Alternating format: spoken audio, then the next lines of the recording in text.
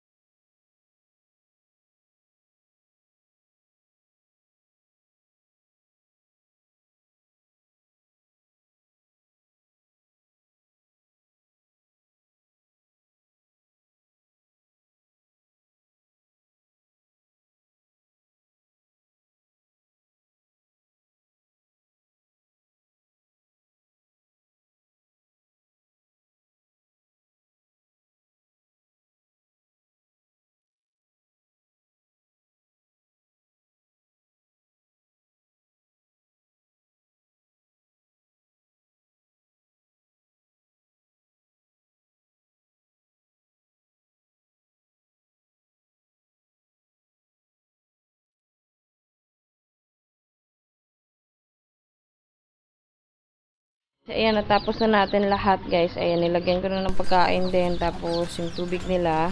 24 pieces na nandito. 8 dito guys. Ayan. Papalitan natin to ng pansapin kasi ayan, marumi na.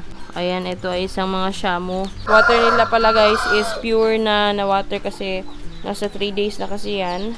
Papalarating natin sila doon sa kabila guys kasi medyo mabasa na dito. So tatapalan ko yan. Naglalaro sila sa tubig guys. Ayan. So tatapalan ko rin ito sa ibabaw guys para hindi masyadong maginaw kasi pangit nga yung panahon guys. Ayan oh, medyo umuulan. So ayan, tatapalan natin ito sa ibabaw. Tapos ayan, lalagyan ko muna yan ng newspaper guys. So ayan guys, natapos ko na lahat linisan dito sa aming birthday area. Ayan guys, nalinisan ko na yung ilalim niyan. Ayan, pati yung dito guys. Ayan. Tapos na lahat. And then ngayon, papakita ko sa inyo yung sitwasyon ng aming sisiw. So yung isang box guys na styrofoam, nilagay ko lang dito banda. Kasi para hindi siya doon sa baba habang nalilinis ako kanina. So yung isa naman is nilagyan ko rin ng ganito guys. So ayan. So ayan guys, nilagyan ko lang ng carton. Pero meron pa naman ding open. So okay lang yan. At the same time dito guys, ayan, nilagay ko or tinaas ko. Kasi kanina nandito lang yan sa baba. So, tinaas ko para maglinis kanina. Yung kabila guys, ayan naman guys. Ayan, nandyan sila sa loob, kumakain. Ito naman yung tubig nila. Yung tubig nila guys is yung may muscovado. Wherein dito naman guys is yung pure water na kasi nasa 3 days na ito. Ito dito guys is nasa 8 pieces. Ito yung mga pure shamo namin. Then yung dito na mga native naman is nasa 24. So, nasa 32 pieces dito. Banda itong dalawang to. Ito pala yung mga nakaraang natira. So, ipapaiwan din kasi namin to. Ayan yung iba. Ayan. So, ayan yung mga ilang natira lang guys. So, nandyan yung anak ni Nami nga pala. So, yung dito naman guys, ayan. Nasa 2 to 3 days na rin to. So, medyo, ayan, ganyan pala yung kanilang ipa. Ito yung nilalagyan namin sa kanila guys kapag gabi. Ayan. So, nilinisan namin yung or pinapalitan namin yung jaryo kapag gabi. And then, dito sila na muna kapag gabi. Tapos, naka-close lang yan. So, walang kain, walang water sila pag gabi. So, eto naman yung dito. Ayun guys, mga nasa around 20 to 25 pieces to dito.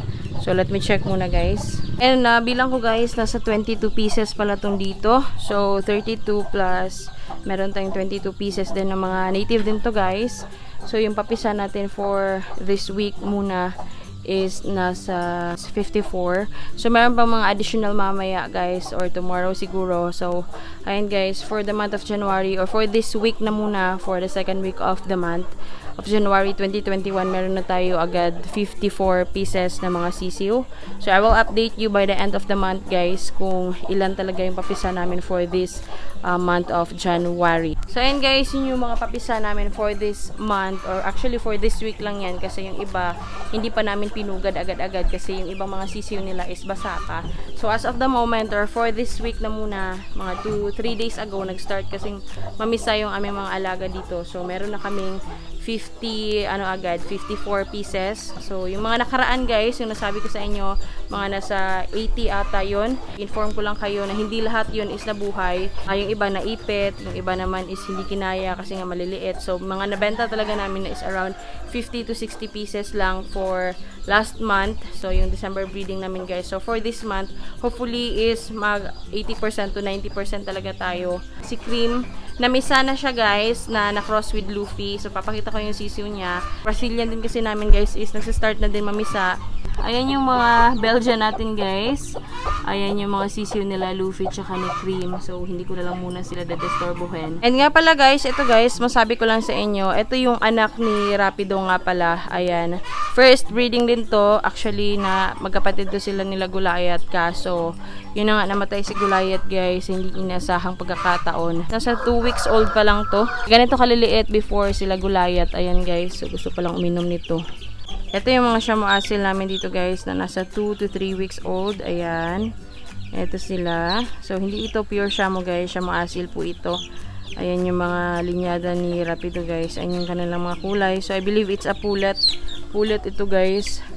So, ayan. Ito yung aming sisiw dito sa aming yard na mga strain ni Rapido. So, ayan. Para sa ating mga Shamo na mga strain, meron tayong 15 plus 5 pala na Shamo Asil. So, meron tayong 20 pieces. And for our natives, meron naman tayong 24 plus 22 is 46. Lahat guys, meron tayong 46 plus 20. So, 66 yung ating papisa for the month of January. Kasi ito guys, month of January na to. Pakita ko sa inyo yung namisana na Brazilian guys, na anak ni Mira, na nangingitlog ulit dyan.